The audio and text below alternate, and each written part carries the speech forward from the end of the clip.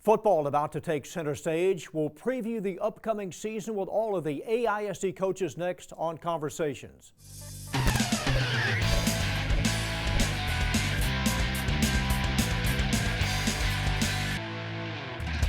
Welcome to Conversations. I'm your host, John Nelson, and this is our annual AISD football preview show with all the head coaches in the district. District 4-6A once again comprised of Arlington, Bowie, Pascal, Lamar, Martin, Mansfield, North Crowley, and Sam Houston. District 9-5A, of course, involves Seguin, Burleson Centennial, Cleburne, Crowley, Everman, Granbury, and Joshua. The Arlington Colts were a playoff team last year, finishing 6-5. Head coach Scott Peach in year number 15. Coach, a lot of Letterman returning, especially on offense this year for you. We're really excited. We have 8 kids back on offense from last year's football team. We also have 8 seniors starting for us on the offense side of the ball. We feel really good about it. DeMonte Davis, our quarterback, is transitioning from the slot into that position. Great leader on our football team. Kinlan McCray, a 3-year starter at the tailback position, is back. A very special athlete. Jacob Russ, 3-year starter for us in the offensive line, lined up right now at left tackle. And they are 3 exceptional football players and kind of lead the charge on that unit. All right, Coach, what about some key standouts on the defensive side of the ball? Because you've made a change on your staff with a new defensive coordinator. Yes, sir. We lost Joe Gordon. He's now the head football coach at Seguin High School. And we're bringing in TJ Dibble, fantastic young man. He's been in Arlington before at different stops. He was the defensive coordinator at Carrollton Ranchview for 5 years. Just recently took a job at Trinity, and we stole him away from Trinity High School, and is doing an outstanding job for us. Defensively, we've got 6 returners starting and a really good unit. If you look at our secondary, I think we have a chance to be as electric as we've ever been back there. Darian Ruffin and Xavier Guyton, both are 3-year starters for us this year at corner. And then, of course, safety, Kyron White, a very special football player, going to be a junior. That'll be a returning free safety starter for us. And then up front, Trey Feltz and Theron Ballard, both of them will be 3-year starters at defensive tackle. So we're really excited. So all the positions pretty much solidified, or is there an area right now that you're not comfortable with? No, we feel really good. You know, the blessing of 6A football is you have spring training. And with our 16 workouts, we utilize that time to find out who can play. And right now we feel great about our 22 starters. Obviously we'd love to have more depth, but I think anybody would tell you that. But I think that we're solidified and moving forward really well. All right, 6 games at Maverick Stadium this year, which is good for you. Oh, absolutely. UTA Maverick Stadium has been an awesome home field advantage for us. You know, it's 30 seconds away from the high school. And the exciting thing is that 4 of our first 5 football games this year are going to be at UTA. That was a tough road last year, and we had to get on the road and play those games away. But now we're bringing in Plano East is going to play for homecoming on September the 15th.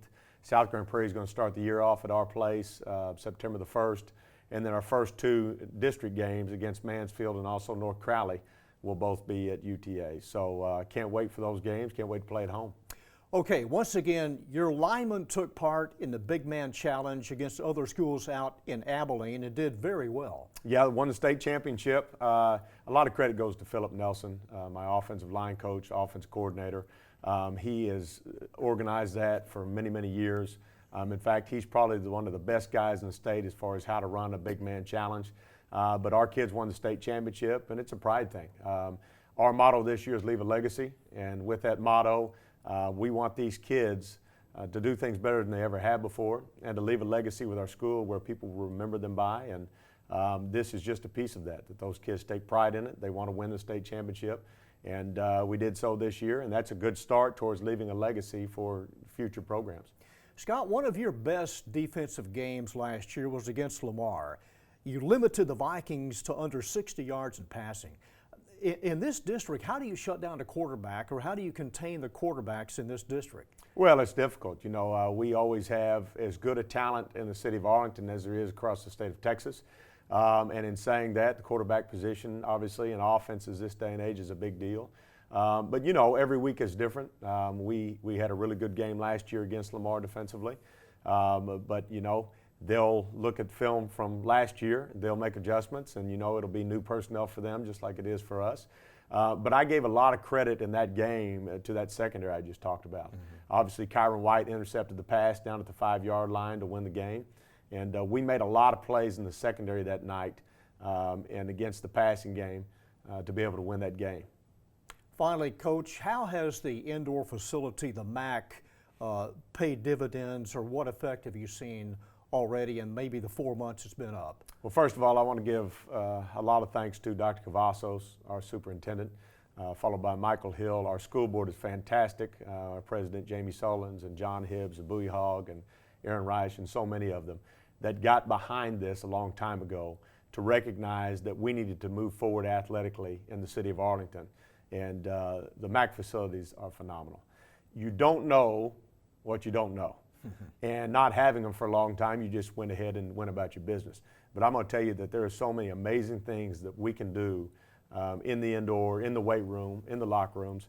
The biggest deal, first of all, every kid has their own locker athletically. And that wasn't the case before. There's a lot of pride to that when you have a nice locker and a nice facility. The second thing is with the weight room, we now have all 20 of our sports working out of our weight room. It's big enough to accommodate, and the kids love being in there in the AC. For years, it's 120 degrees in our old weight room outside, and nobody wanted to be in there. So that's a blessing too. And the last piece is with the indoor, with the team room, we not only have football working out of there, but we have all of our outdoor sports athletically. On top of that, we have the band coming through there. We have our cheerleaders working out in there. Our drill team works out in there.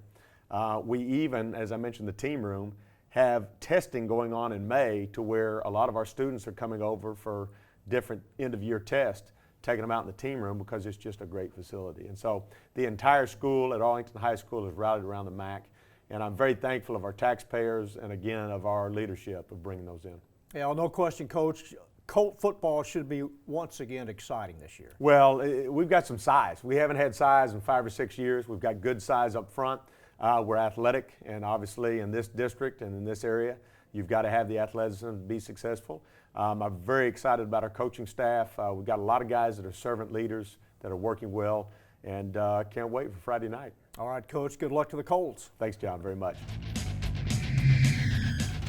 The Bowie Volunteers last year finished second place in the district, had a 10-3 overall mark, advanced 3 rounds before losing to Duncanville. Head coach Danny DeArman is in year number 5. And Coach, how are the numbers right now, and how has the off-season program progressed for you the way that you would like to at this particular time, late July? You know, we've had some tremendous strides.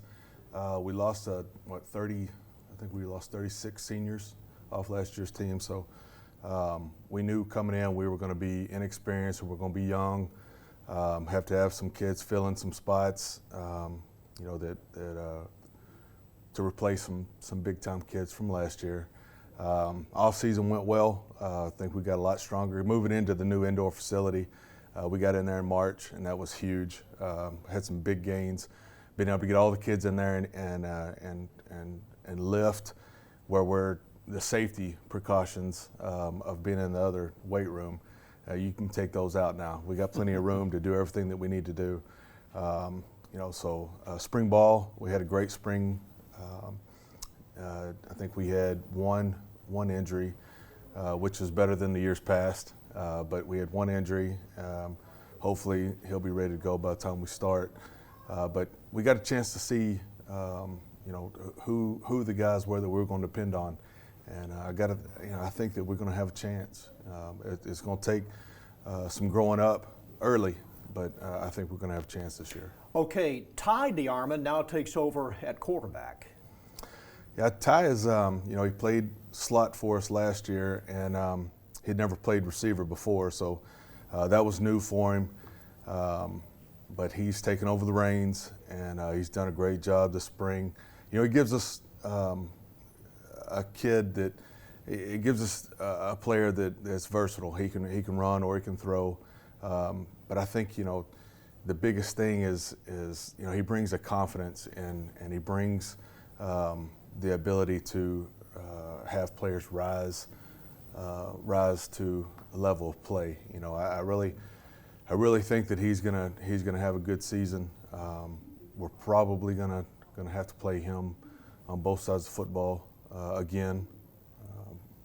Probably just spot play him defensively, but you know, I'm looking forward to it. It's going to be different, him being at quarterback. But the greatest thing is, you know, I'm a defensive coach, and so I stay away from the you know, the one-on-ones and the coaching that goes along with him.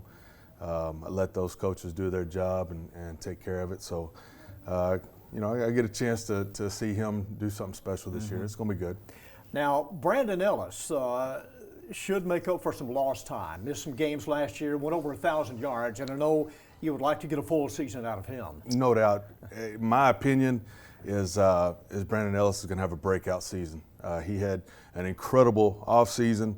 Spring ball, he was as good as I could have ever imagined. And if he comes in this fall and does anything similar to what he did in the spring, he may push for 1,500, 2,000 yards. The one thing that's different, I think, this year for Brandon is his speed. You know, he coming into last season, he was an 11.5 100-meter kid. This track season, he tapped into 10.9 a couple times, and it showed during the spring when we put the pads on. There were several times that he touched the football and there was nobody coming close to him.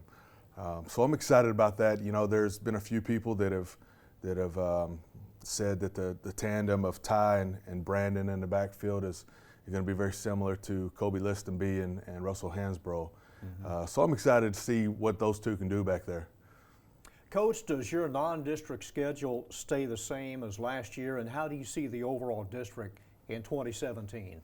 Yeah, the schedule stayed the same. We have Marcus first game at home, and they got a new coach, but they're going to be tough. Grand Prairie, you know, we played them from homecoming last year, and it was a tough game for us. I think they're going to be even better. I think that's going to be a good one.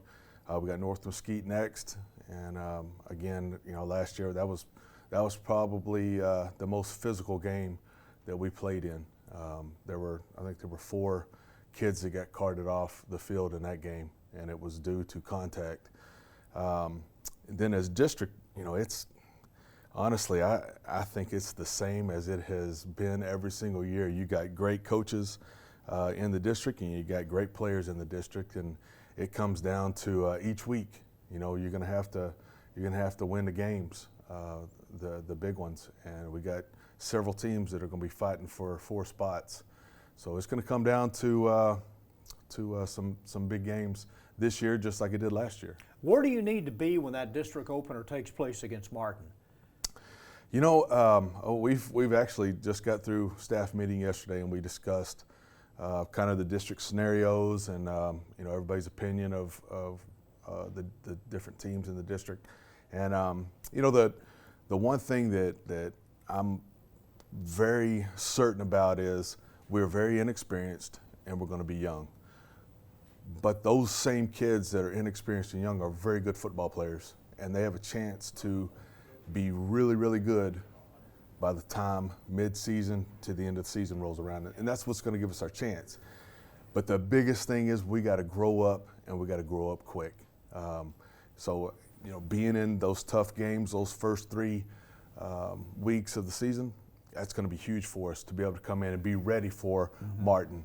You know, every year it's a dogfight between all the Arlington schools, and so it's we're going to have to grow up, and we're going to have to grow up quick. Finally, Coach, as a coach, how will the early signing period have an effect on not only the season but the kids come mid-December? Yeah, you know, I don't know that I don't know that we will experience that this year. As far as the season or as the years go, and we have that early signing, you know, I'm kind of back and forth on it. You know, to get it taken care of and not have to worry about it, but at the same time, you know, the recruiting process and how, you know, one kid signs off and he's good to go, and what their work ethic is from then on. You know, I don't have a thumb on how that's going to go and I don't how think it's you're gonna alone feel. in that, though. Yeah, I think we're just going to have to wait and see. Mm-hmm. All right, Coach, appreciate it as always. Good luck to the Volunteers this year. Thank you, sir. All right. Appreciate you. Head coach Laban DeLay is in year number 3 leading the Lamar Vikings. The Vikes last year finished 5-5 overall, 3-4 in district play. Coach, you lost over 30 lettermen, but you have some skilled people returning. On top of that, your sub-varsity teams last year went 19-1. Right. We're excited about the young guys, and some of those young guys are going to have to grow up pretty quick. But right now, I think that we have 5 or 6 sophomores that are going to be up on varsity and make a true impact. And then still want that success at the sub-varsity level, but we know that our mortgages are paid on Friday nights. So some of those guys that can help us on Friday nights are going to be with us. And yeah, we did lose, you know, some guys, some key components of our offense, especially from last year. But we got some guys that are going to step in and fill those roles pretty significantly. Chance Fuller and Shane Bushell certainly made Lamar Viking football exciting over the last 3 years, no question. Yep. Well, and you know, everybody talks about Shane, but Chance could spin it pretty good himself, right. You know, and we didn't. Obviously, Chance is at the University of Texas, and Chance is at Fort Hays State, and Chance came through this past week, and he's already gained 15, 20 pounds and looks like a college quarterback again. So we're proud of them, but we're excited about the future too. No Arlington team has had as much success in the 7-on-7 competition over the summer than Lamar. Lamar teams in the past and in the future. How do you explain that, and how does that translate into maybe having what you will have on offense this year? I mean, it's different in pads and shorts, sure. But how does that? Absolutely, it's different.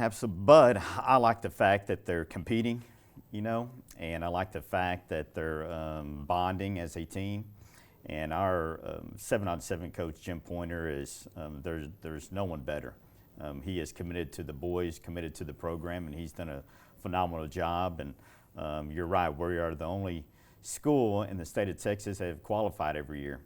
We haven't won the big one yet, but we've qualified every year, and we're competing every year. So I think there is great carryover with the team bonding and the team building part of it, and then competing, you know, getting out there and playing man coverage and getting out there and working on our concepts, Lamar High School concepts, you know, all the way through 3/4 of the summer. It does benefit.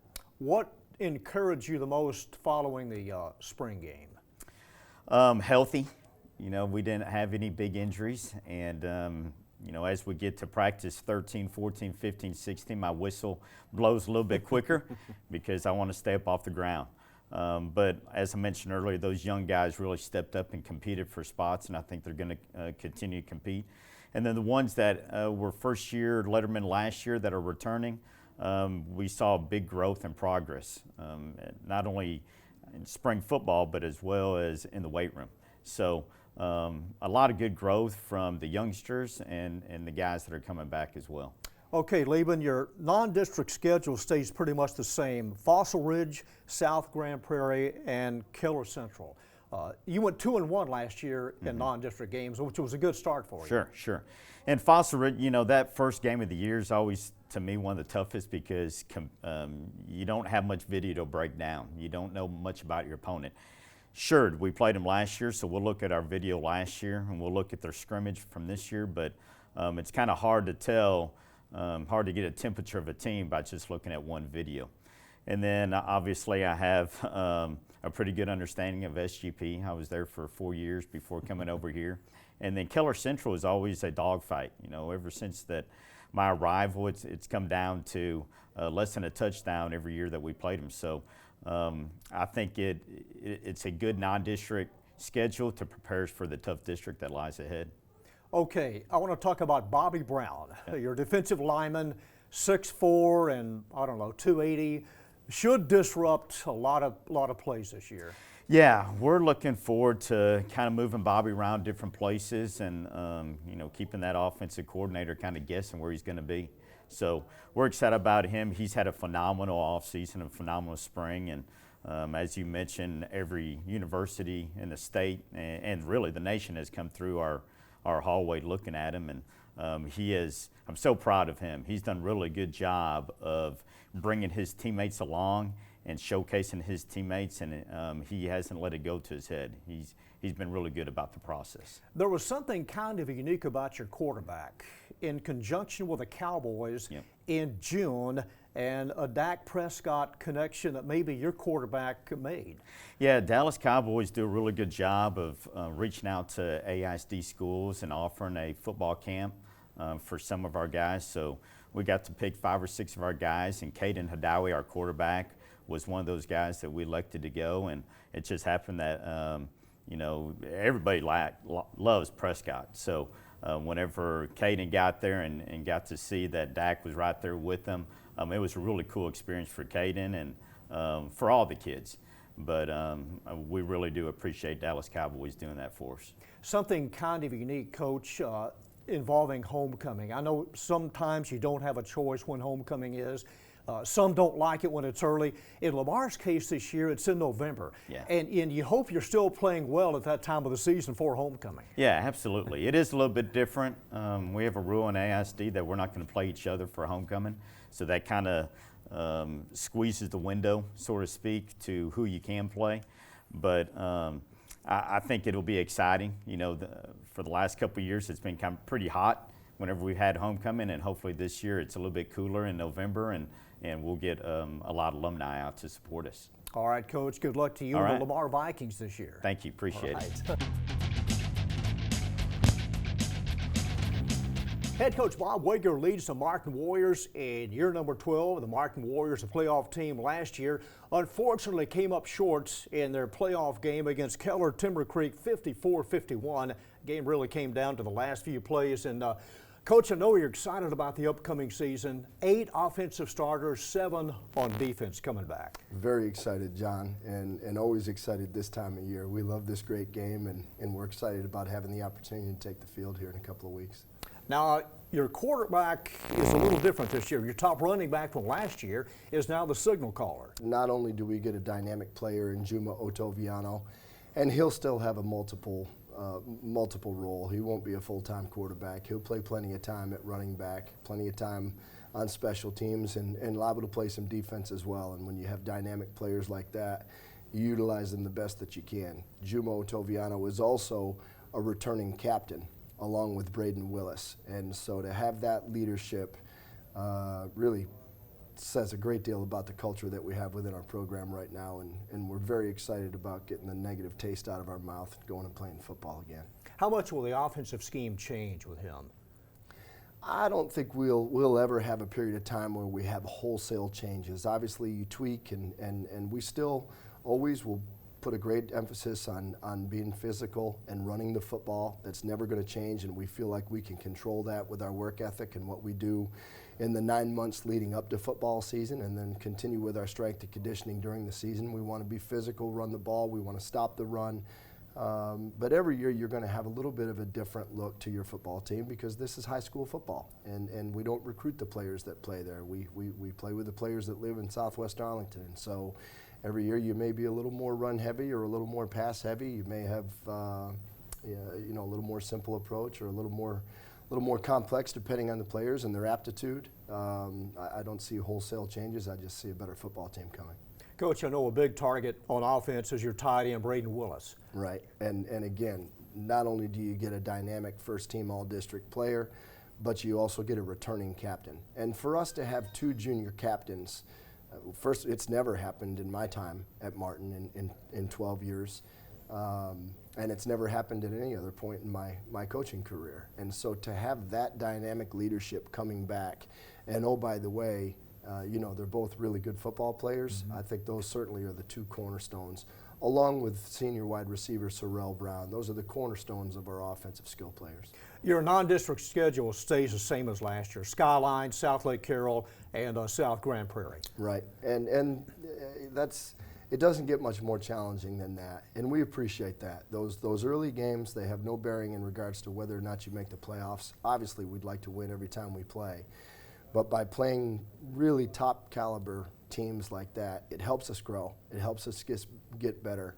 It exposes your weaknesses, and hopefully we can expose theirs, and that's become an appreciated game to play those quality teams in the early portion of the season. I appreciate it. I think our opponents appreciate it because we know it's going to accelerate our improvement, and that's what the early part of the season is all about. And district starts off with a bang against Bowie. Absolutely, and Bowie with a 2-point win over us a year ago, and one of the better years that they've had here in the last decade. And so what a great way to kick it off, and why would you do it any other way? Let's put the big one right off the bat and get people excited about this district.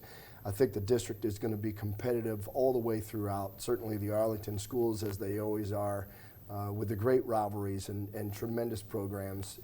There's no week off in this fine district. You better bring your A game every single week.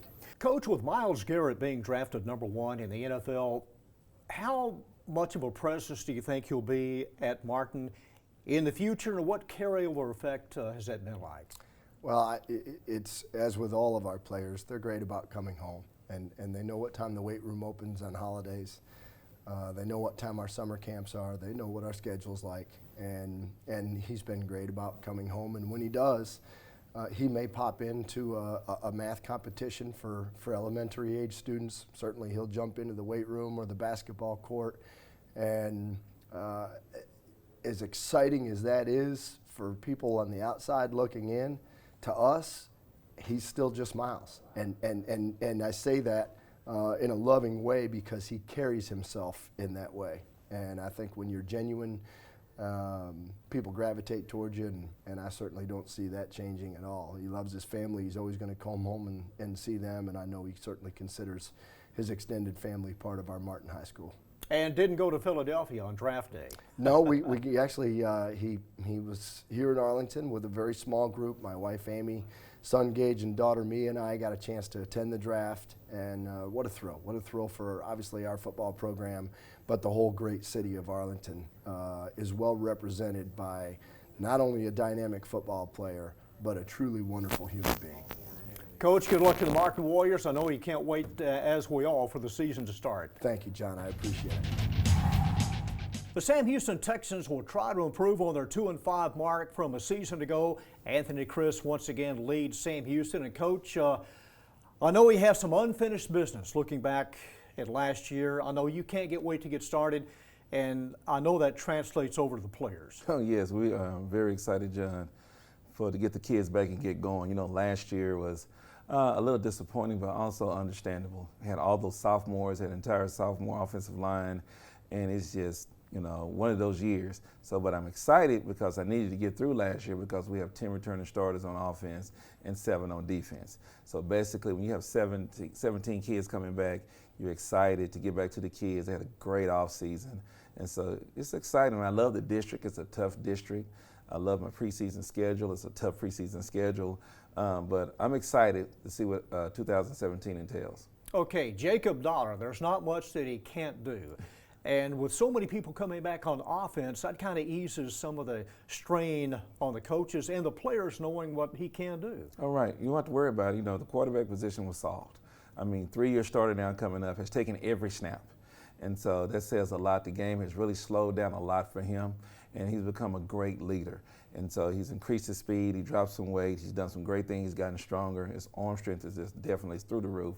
And so we're excited to see Jacob Dollar lead this football team. It's going to be a good time out for the Texans. You know, he's had a good 7-on-7 season, had a good spring training, and so it's going to be good. We're excited with Jacob. I was going to ask you about spring, Anthony. What did you want to accomplish coming out of that period? Stay healthy.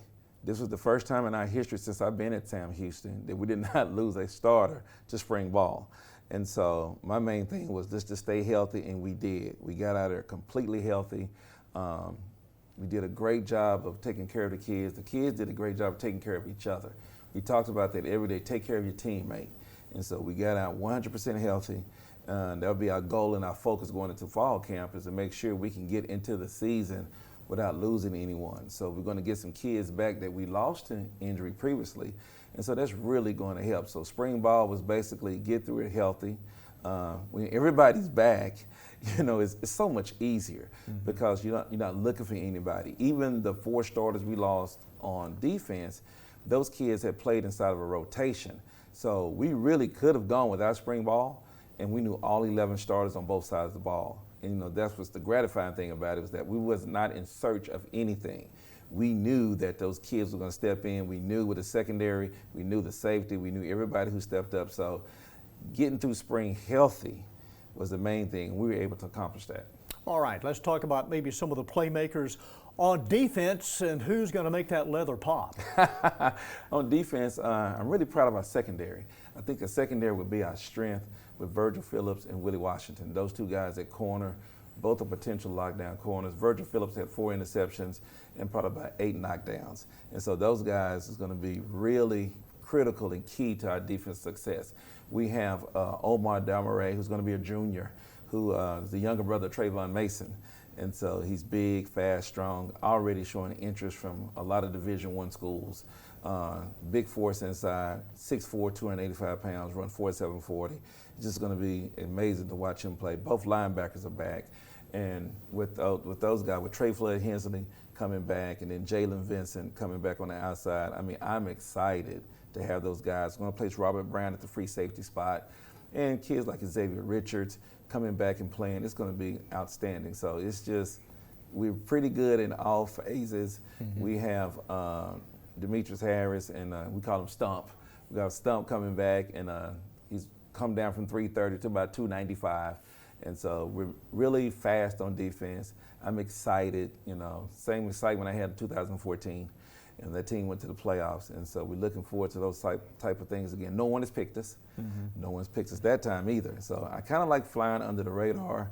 Do not be shocked if the Sam Houston Texans get one of those 4 spots. Well, hey, that's why you play.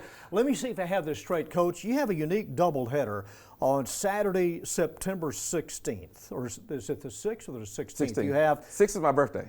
That's right. First game is Dunbar and the Texans, then you have Seguin and O.D. Wyatt. Right. How did all that come about? So what happened, we played in a classic to honor my father and Coach Little. Coach Little being the former athletic director, head football coach at Martin High School, also longtime assistant to Coach Peach at Lamar. So what we wanted to do was to honor people who had involved from Fort Worth, which was my dad.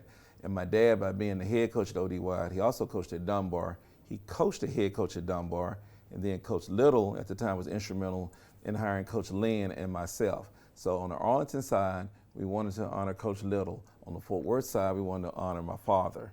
And so this year, we decided to flip it, because me and my brother playing is like, you know, it's kind of like, hey, that's story, been there, done that, enough ridden, enough played. So we're going to play Dunbar.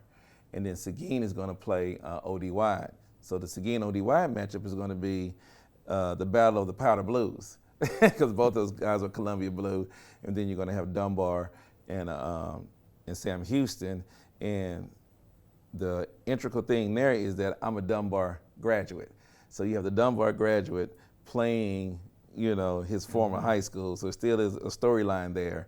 And the guy who's the head coach of Dunbar, Coach Lawson, I also played high school sports with his older brother, so it's a nice deal where we'll honor Coach Little and we'll honor my father, and it's a great thing that is going to happen on that Saturday. Coach, given what everybody was told and what everybody thought, it was no surprise that Mansfield won the district last year, given what they had coming back. Who's the team to beat this year? I think Arlington High. I think the coach is going to be really good. We're privy to knowing how those freshman teams were. Those guys are seniors this year, had a really good freshman class out of Arlington High. If I had to pick, I would pick the Colts. Mansfield is very strong. They have a lot of kids coming back, but I think Arlington High football team will be dynamic defensively and offensively. I think with the speed they have on offense and all those guys returning. So when you look at returning starters, it's a difference between returning players with experience. Arlington High has a ton of guys that played. They might not didn't start, but they played. and that's a big difference. And so I just believe that the Colts will be the team to watch and have the potential to go far this year in the playoffs. Okay, you follow college football like myself. Yes. Can Tom Herman get the job done at UT, and is Oklahoma State a dark horse in the Big 12? Tom will get the job done. You know, the cupboard wasn't bare. It's loaded. So I compare it to like this. It's different between a chef coming in and have to go out and look for stuff to throw something together. He goes in, he's that chef. He has a lot of things to cook with. And so the energy that he brings, the positive attitude, the toughness that he's going to bring is going to make sure that the Longhorns are going to get it done. Oklahoma State, you know, I love Coach Gundy and those guys up there. They're always a dark horse, but it seems like they always find a way not to win that game. But Bedlam's early this year. Yep. Yeah. But it's that game. It's whatever the game is. I mean, they were 10-0, and, you know, and they lost the game. I mean, understandably so behind the plane crash. But it seems like to me Oklahoma State always is right there, and this game comes up where you think they're going to really go right to the front, and they find a way not to get it done. Now, Coach Gundy may get it done this time, but I wouldn't be surprised if the Horns won 8 games. I think Tom still has to institute a lot of things going from the Big 12. I know everybody talk about his success at Houston and what he did at Ohio State, and I remind everyone of this. He was offensive coordinator at Ohio State. And so, but I think he'll get it done at Texas. I look for 8 wins, and then the next year I think there'll be a playoff team. And the Texans in that playoff spot, probably. Yes. Coach, it's always enjoyable. Good luck to Sam Houston this year. Well, thank you, John. Always a pleasure being here. The Seguin Cougars made the playoffs last year in District 9-5A. They have a new coach, but certainly someone not unfamiliar with the AISD. Joe Gordon was a defensive coordinator at Arlington High, played at Arlington High, and after high school went on to play for Kansas State and had a stint with the St. Louis Rams. Joe, welcome back. Well, not back to the AISD, but I know the circumstances that led to you having taken the job at Seguin was something that I guess you kind of pursued from time to time. Well, absolutely. You know, it's always an honor to be in this leadership capacity, and especially in your hometown where you grew up and you're very familiar with the community and the kids. So after being at Arlington High School and being a part of that great program, this opportunity came open, and it was one that I could not turn down in terms of pursuing to make the next move in my career, and also have the opportunity to come back and coach some young men like myself in this community. Not having a spring game, that means everything has to be pushed up maybe a couple of weeks. Is that right? Yes, sir. When you don't go through the spring ball, you're allotted an additional week and an additional scrimmage in the fall season. So we're going to report a week earlier than the other programs, and that'll give us an opportunity to get together and find out kind of who we are and how we're going to do things. Who stayed on the staff and who is new? Well, you know, the staff, that movement is still pretty fluid. You know, we probably retained about 60% of the additional members that had already been a part of the staff, and we've added a few since. And we're actually still in the process of continuing to add, have a new coach that we're bringing on today. Joe, what was your perception of District 9-5A with teams like Crowley and Cleburne and Burleson? Well, you know, definitely a bunch of well-coached football teams and a solid conference to be a part of. You know, each one of those schools brings something dynamic and different to the table, and we're certainly going to have our hands full and be prepared to go out and execute to our fullest to be able to do the things that we envision ourselves doing. When you take a look at the schedule, how do you see the district this year? Well, I see the district as one that's going to be really tough and hard fought. I mean, you've got some outstanding programs, and the leader right now being Crowley, and then you have those other teams that you got to compete with week in and week out, like the Evermans, Centennials, and the list goes on. So our hands are going to be full in terms of week in and week out, you know, getting ready for play. And of course, all those teams are well coached, and you know, we'll have to go out and give our best. Coach, who are the playmakers on defense, playmakers on offense, and where is your strength this year? Well, you know, that's still going to be defined, but I think that after watching the kids go through some summer workouts and reviewing the tape from last year, I think it's safe to say on the offensive side of the ball, we can hang our hat on Terrell Haynes, who is a big physical offensive lineman, also has the capacity to play some on defense. He brings a lot to the table in terms of his maturity. He's a senior, and he brings some great leadership to that side of the ball, so we're really excited to kind of rally around him. When we look on the defensive side of the ball, you know, we've got several players that kind of stand out. Right now, Deshaun Baker, who's also going to be a senior. He brings a lot of speed, size, and athleticism to the table, and we're really excited about what he can do off the edge and also in coverage. And when you look on the back end, we've got a young man by the name of Marcus Johnson, who's really flying around and playing lights out. He was an all-district player performer last year, and we're really excited about the way those guys have come together this summer, and their leadership on the back end really allows us to be excited about this season and the things we're going to do on defense. Wouldn't it have been nice to have a facility when you grew up, as all the schools have now, indoor-wise? I tell you what, this indoor facility we have now is one that not only high school athletes could dream of, but even at the college level.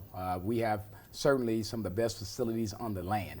I mean, Power 5 conferences would dream of some of the things that we have here in the high school arena. So we're really proud to be here in Arlington and be a part of a district that places such a great emphasis in pouring into our student athletes and ensuring that we have the best resources available to compete week in and week out.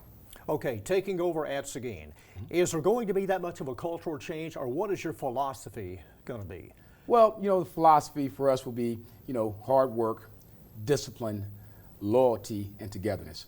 We believe if we can do those 4 pillars, we can really do something special there together and create an unmatched high school experience that will allow these guys to capture some memories that they'll have for a lifetime. What was your favorite memory? Because I want to ask you about Bill Snyder. At Kansas State, he was and still is the ultimate organizer. How much of him will carry over for you? Well, you know, it's part of the DNA. Once you play for a coach like that and you have the opportunity to go back and coach with him, you learn a couple things. And some of the things you take away from is preparation breeds confidence. And if you're well prepared, you can play with great confidence. And when you play with great confidence, you're really hard to beat. So one of the things that I'll carry with me from here and moving forward will be just get prepared, outwork the opponent, understand the devil eyes and the details, and detail out your work, and then go out and execute. But once that starts, I'm sure you have a pretty good idea that it will carry over to the players. Without question. You know, that's part of the DNA and the culture that we're beginning to create collectively right now, getting everyone in the right mindset and everyone together so that together we can pull this rope in the same direction that will allow us to go out and capture the goals in which we've set for ourselves and create the memories in which we envision. Joe, good luck being named the head coach at Seguin, and good luck to the Cougars this year. Hey, yay! Thank you very much. Bruce Chambers, one of the assistant athletic directors for the AISD. And Bruce, with Joe Gordon coming on board, going to be a little bit different this year, but what an exciting season it should be coming up. You know, I agree. The good thing about Joe is that he's a coach from within the system. Obviously, went to high school at Arlington High, and then came up through the system. And I think it says a lot about the coaches, the caliber of coaches that we have here in Arlington, when a guy can go in and obviously be qualified enough to become a head coach here in his hometown. But we're excited. How do you see things playing out this year? Once again, there's a good non-district schedule. Homecomings are once again spread apart, but how do you think it'll play out this year? I think it's going to be very competitive. I think even more so than it was last year. I expect, I know from Seguin, I think that Joe and those guys are going to hit the ground running, and I think that they're going to obviously go out there and be very competitive in that district. And then, of course, I think our district that our guys are in, I think everybody in our district is going to be better. Bowie went 3 rounds deep last year. Martin was kind of shocked in a shootout their first playoff game. So in looking back, sometimes it's all about posturing how the other districts play out. Yeah, you know, and I tell you one thing about the playoffs is, you know, it's altogether another season within itself, and it's all, you know, who's hot when you get into that second season. And obviously Bowie was very hot. I thought Martin, you know, obviously they got into a shootout, kind of a buzzsaw. But I think that, you know, one of the things about when you look at Bob Wager over there, he's done such a tremendous job. They've got a great tradition over there at Martin, and they will bounce back.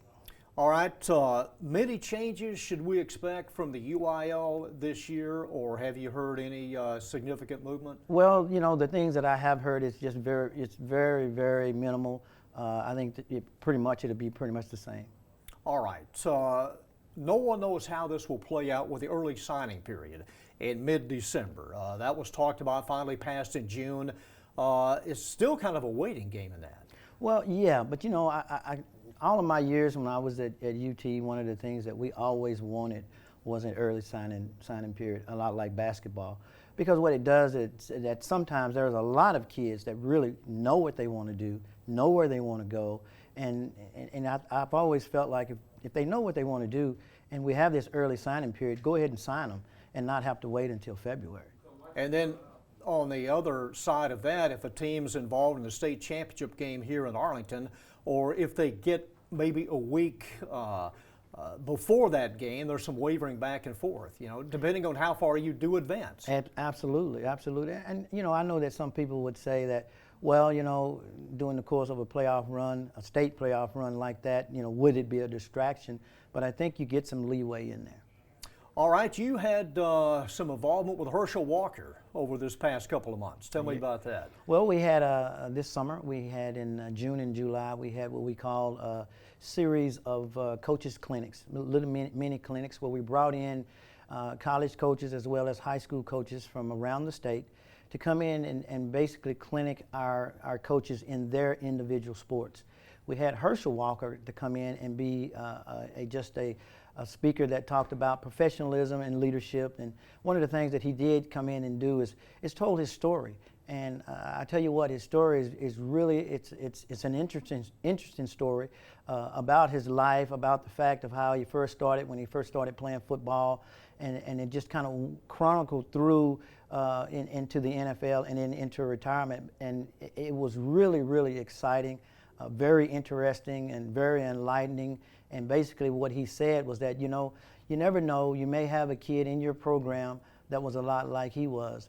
And one of the things that he also touched upon is that players and kids, if you ask them who was the best coach that they ever had, they can tell you right off. But on the flip side of that, who was the worst coach they ever had, and they can tell you right off. And he said the last thing he left with our guys was that, who will you be? Okay. One thing you're involved in, ESPN is airing a 30 for 30 documentary on Dallas Carter. When you were there, we all know the story, but do we know the complete story? Well, you know, supposedly this thing is going to air this month in August, and it's going to be, as they say, it will be the complete story. I know several times I had to go out and interview with those guys, but it should be very, very interesting. It should be, from my understanding, it's going to be a very powerful message that's great for student athletes as well as parents. Anything that you didn't know? Well, yeah, I tell you. That you can say. Well, you know, one of the things that I was very adamant about in doing the interview process was that I only wanted to talk about the season. I really didn't want to talk much about, you know, the spring of the year with the robberies, but it seems to me that those two things are kind of tied together. Yeah. Bruce Chambers, appreciate the interview. It should be an exciting fall, which leads into other things in the school district. Absolutely. All right, that's our show for Conversations. We appreciate our football preview show with all the head coaches and with Bruce Chambers. We'll see you next time on Conversations.